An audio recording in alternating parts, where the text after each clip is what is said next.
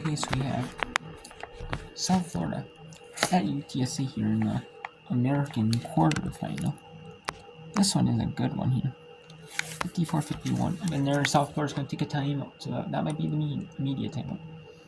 So let's go to North Dakota State.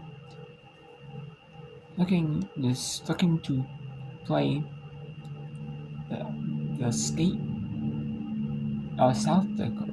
South Dakota State. Looks like trying the state rivalry in the Summit League final. You know, it's a rivalry between the state teams.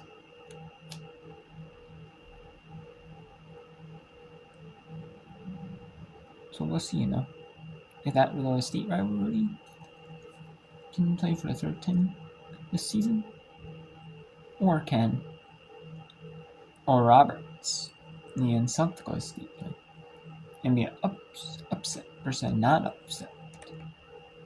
See, now it is no media, so let's just go to UTSA up 3 over South Florida in San Antonio. Beat South Florida. We will see here on ESPN Plus. The 4 games on right now. There is 4 on right now. And there will be 5, and we'll get another one ready. Nevada at Colorado State. We'll get that one going on tomorrow. One is getting ready to start. And we'll get Portland at Santa Clara on right now. As well as on the Mountain West. Portland at Santa Clara is not on. It's on ESPN Plus. It's not on the West Coast Conference yet. No, on their streaming source. It's on ESPN Plus now. So let's go to UTSA up 3, 56-53. So Florida, see if Texas A&M, University of Texas at San Antonio can get the win, or University of South Florida will get the win. Jenkins on the way down, just muscling up. And this is in Fort Worth, Texas. At the Dickies Arena. So let's show you South Florida at UTSA. Then we'll go to Oral Roberts at South Dakota State for the semis. Mark on that free throw. Shipple gets the. Or he might bring in the double box here as well. Possibly a little bit as well. Should be interesting. Might bring in the double. I'll bring in the double. Actually, you can bring in the double box here. You got Idaho and South Dakota. Or Idaho and Montana game. And I'll also bring in the semis here. Between South and the Texas match. I'll bring the Texas to the other screen. I think I will.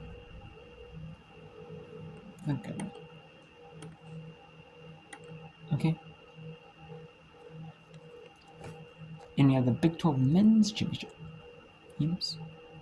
BYU Men's is 2. And there's some reshuffling on the Big 12 because of the ECC, SEC, other teams. Because of, the better team, who's going to get more viewers. Anyways, you don't care about the men's series, so women's basketball work for South Florida at number 5 South Florida, number 4 UTC. Rifles the pass cross. That's on the left, and we also have number 16 Kansas State, number 5 Texas on the left. And then also some leagues semi. Actually, what is Summit League semi on the right. And we got the Big Sky also on the left. We'll switch you back and forth between those 4. 2-1. But the one we'll have eye on, and then South Florida at UTSA. Or South Florida versus UTSA. It's not really at UTSA. It's on neutral. It's a neutral court. attacks downhill and one connects, and I love the energy. This is UTSA's first year in the American. She was the Conference USA Player of the Year last year, Newcomer of the Year, and first team All-Conference.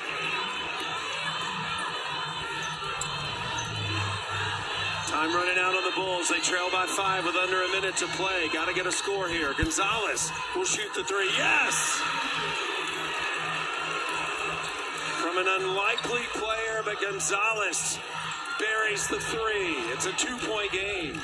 And Karen Aston going to call a timeout to keep everybody on the same page. Both teams with 2 timeouts remaining now and 40 seconds left. Jenkins off the bench, 20 points and 6 rebounds. And Jenkins has been absolutely unstoppable. No answer for her whatsoever. Her front court presence has been shown. She's getting done on both ends of the floor, extending her range, which she's done in her timeout, and it's showing. Again, the inside-out game, the presence of Jenkins. She's got 20 points. Finish here with the and one. Just no answer for number 32 in white. Jenkins put this team up by 2. She'll have a free throw. 20 points today.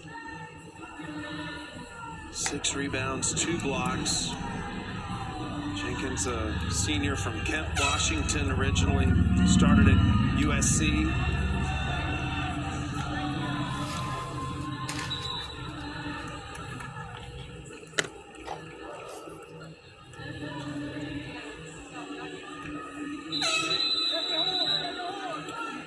Officials trying to get the teams back out on the floor. Again, the scoreboard hasn't been working, so I think sometimes teams being a little shy to come out when they hear the air horn.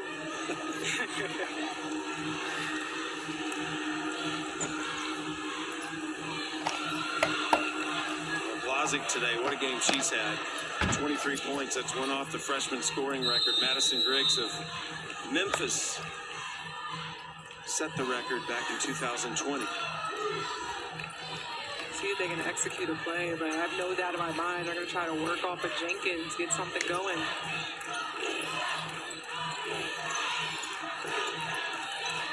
White, one-on-one against Wilson. Offensive foul.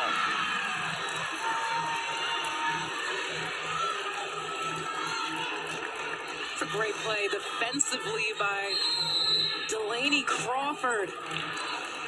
Steps in, sacrifices her body. Great read, takes the charge. And USF calls timeout. They're down to 1 timeout remaining. 22.9 seconds left. Excuse me, that was Ariel Wilson that took the charge for South Florida. So great play there by Ariel Wilson.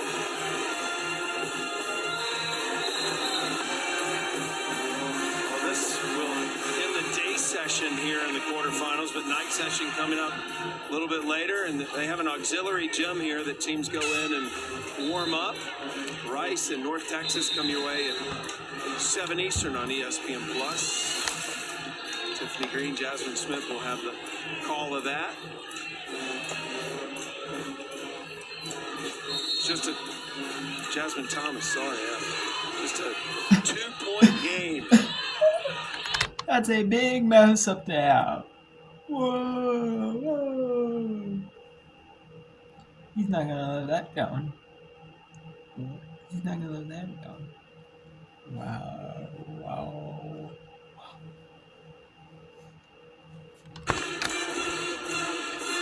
Credit UTSA. They're doing a great job locking in, and they're gonna have to continue to do that on this last 16 lock-in.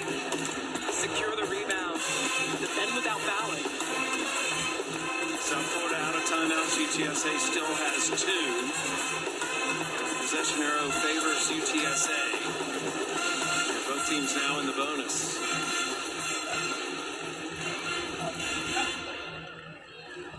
South Florida, the number 5 seed. UTSA, the number 4 seed.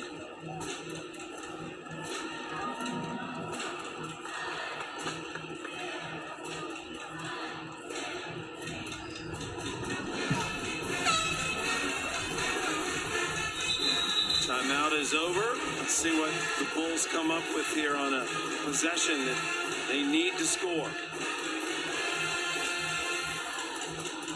I can only imagine they're going to try and get the ball to Levy on her attack, but so many different players that can step up and score the basketball they can play out of.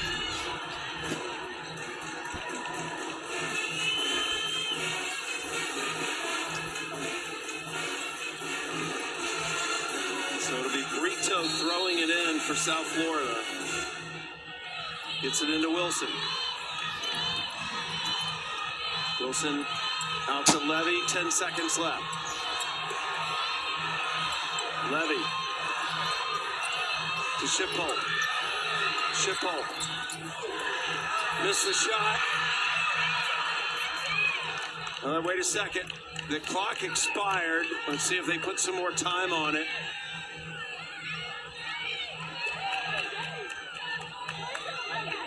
Game's over if they don't.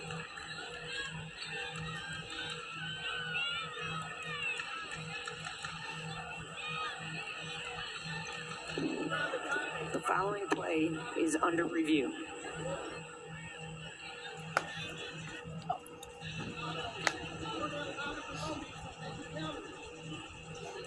So the clock right now is at 0, but they're going to find out if there should be some more time. Here's the final play. That shot was missed.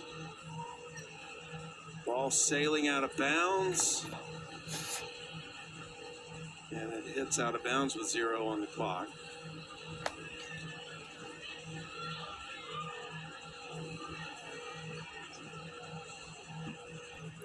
I thought they said there was a foul on that play.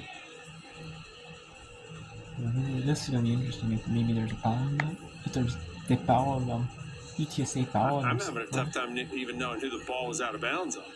It's just going to be interesting to see if they add some time here. May not matter if they don't. I thought maybe Udadaro. Well, this is a tough one. No, I think All the right. hand. Oh, yeah, now I see. Yep. Great job, guys. I love that. South and South. There we go. If it's out of bounds, if they're going to be out of bounds, South and South Florida. That is off of Wilson. Yep. If they call it foul, is it Good foul on camera work. We UTSA with can time left? confirm Let's who was see. off on the question is, did it go out of bounds with any time on the clock?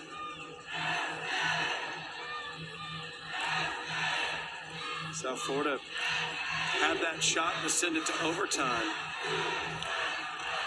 22, Wilson in green right there. Appears to be the last player to touch the ball. That would be UTSA's ball, but the question is, will they add a little bit more time to the clock? All UTSA would have to do is inbound it.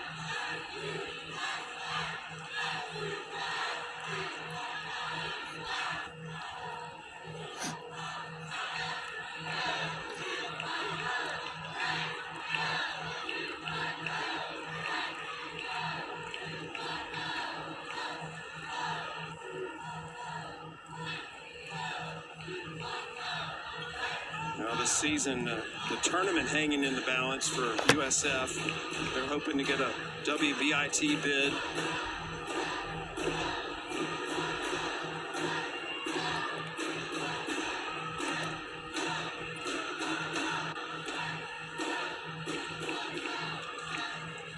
Ooh, we can see it right there. Ooh. Taking our officiating crew, Karen Piatto, John Capolino, Talisa Green, a little extra time here. Obviously,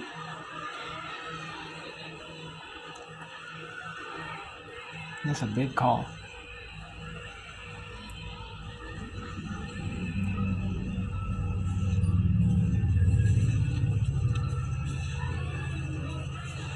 Big call not. I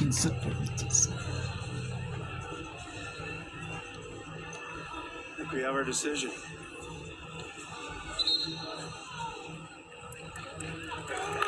After review, the play stands. South Florida ball with .1 on the clock. Okay, it's South Florida's ball. So they ruled that that was not Wilson that touched it last. Looked different to us, but they have other angles. So 1/10 of a second here for USF to try to get a shot. Send this into overtime. We gotta have a tip then. Wilson will inbound it. Blocked. It's over. Wow. Jenkins, of course. Oh my gosh. Maybe because you didn't see the horn go off. Because there would have been no horn because the shot clock wasn't working. But man, if then UT, it could have been software tied it up. But the buck doesn't matter. The buck no bounds, so it doesn't matter. And that's the game. No final shot attempt for South Florida. And we got Idaho with a 36-26 at the half there. So let's go to we got a media time there for the fourth quarter break.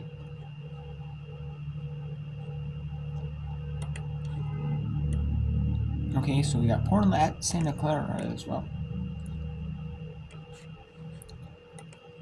Then we have the Mountain West game, Colorado State, Nevada's. Need to be on W.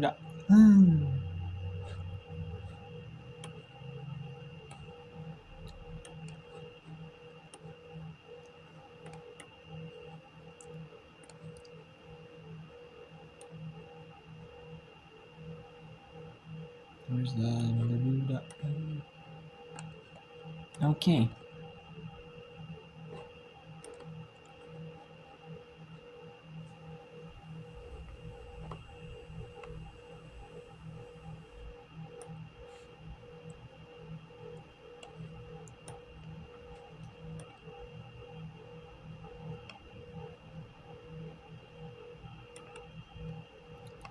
Okay, so we're supposed to have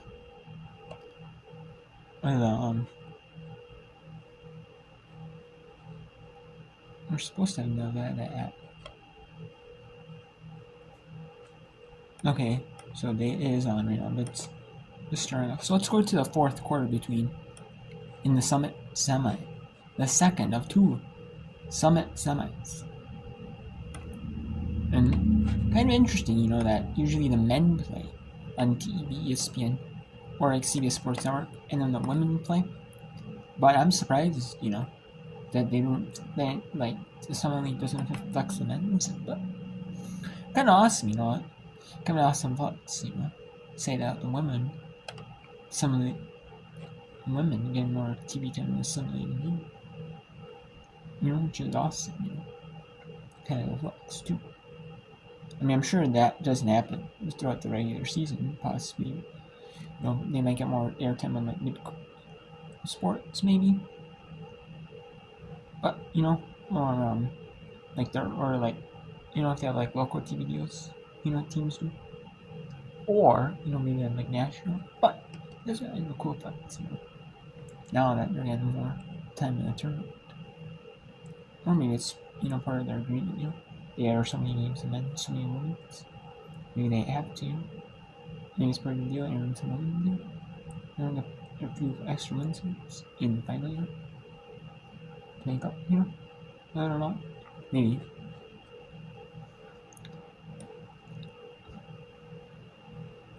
And I know Montana's at the half. So let's go to Oral Roberts at South Dakota. Or North Dakota State, North Dakota State. 56-44. North Dakota State beating Oral Roberts. And they're probably going to have to hurry up to finish this game before the CAA, the Coastal Athletic Association, has their final semifinals in CBS Sports Network.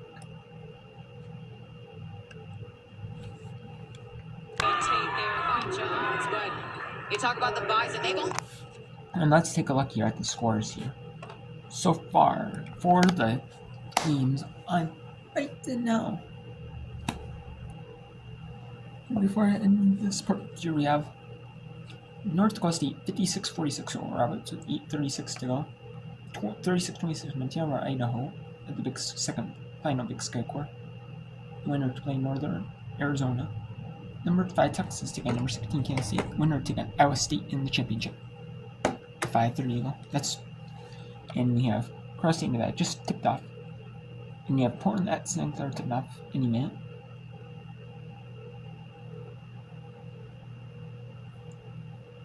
And we have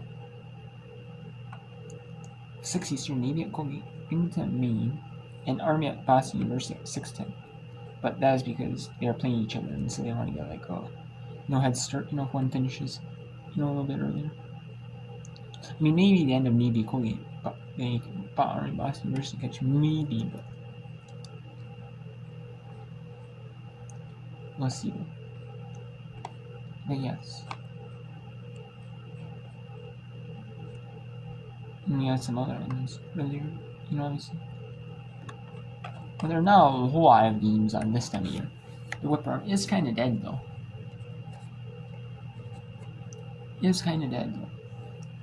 will say. Without some.